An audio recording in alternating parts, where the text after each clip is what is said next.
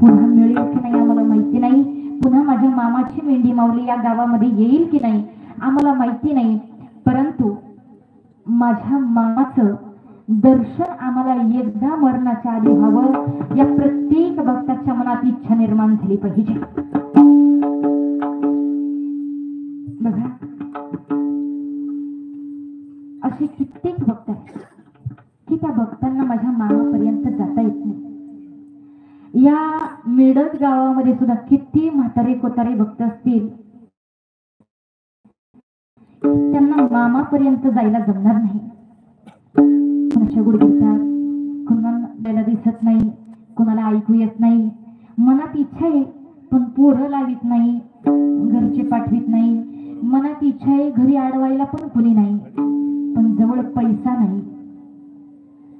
अशा प्रत्येक भक्ताला माझा हा मामा आज या मेडद गावामध्ये दर्शन द्यायला आलाय, कारण माझ्या मामानं जाताना सांगितलं होतं, या जगाच्या मालकाने जाताना सांगितलं होतं, फक्त मला आहे म्हणत चला, फक्त मला आहे म्हणत चला। मामानं जाताना सांगितलं, ज्या दिवशी हिरवी झाडं उभ्यानं, ज्या दिवशी हिरवी झाडं उभ्यानं महाप्रलयानं महाविनाशानं पेटतील, त्या दिवशी मी नाहीच होतो। तोपर्यंत या जगाच्या कुठल्याही कोपऱ्यातून मला हाक मारा, हा काढू नका, तुमच्या टाचाखाली उभा आहे, पण जो मला नाही म्हणेल त्याच्यासाठी मी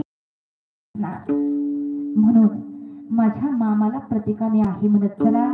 बघा प्रत्येक ग्रामस्थाला, प्रत्येक शेतकऱ्याला, प्रत्येक माझ्या माता भगिनीला एक विनंती आहे, या मेंढी माऊलीची सेवा करणारे जे मेंढके बंधू आहेत त्यांच्याकरता सकाळी संध्याकाळी येताना आपल्या हाताने थापलेली भाकरी आणि त्याच्यावरती भाजी घेऊन येत चला।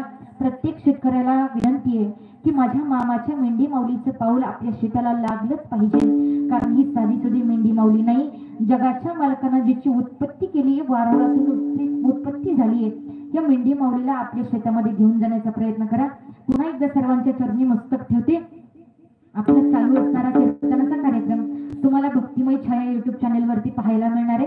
सर्वांना एक सूचना आहे, जर कॉन्टॅक्ट नंबर साठी माझं कार्ड कोणाला पाहिजे असेल, आरती झाल्यानंतर संपर्क साधा, नाही संपर्क साधता आला तर भक्तिमय छाया चॅनल वरती तुम्हाला माझा नंबर मिळून जाईल। असो पुन्हा एकदा सर्वांच्या चरणी मस्तक ठेवते, कारभारांच्या चरणी मस्तक ठेवते। झालेली कीर्तनरूपी सेवा मामांच्या चरणी माझे स्वर्गवासी वडील हबप काका महाराज पिंगली यांच्या चरणी समर्पित करते। एकदा सगळ्यांनी दोन हात वरती करायचे, ज्याला ज्याला वाटतं मी माझ्या मामाचा भक्त आहे अशा प्रत्येकाने कडेला उभे राहिलेले सुद्धा सगळ्यांनी हात वरती करायचे। माझ्या मामांचं सुंदर असं भजन आपल्या ओठाला म्हणायचे, आपल्या मुखाला म्हणायचे आणि हाताला टाळी वाजवायची। बाळू मामा बहीण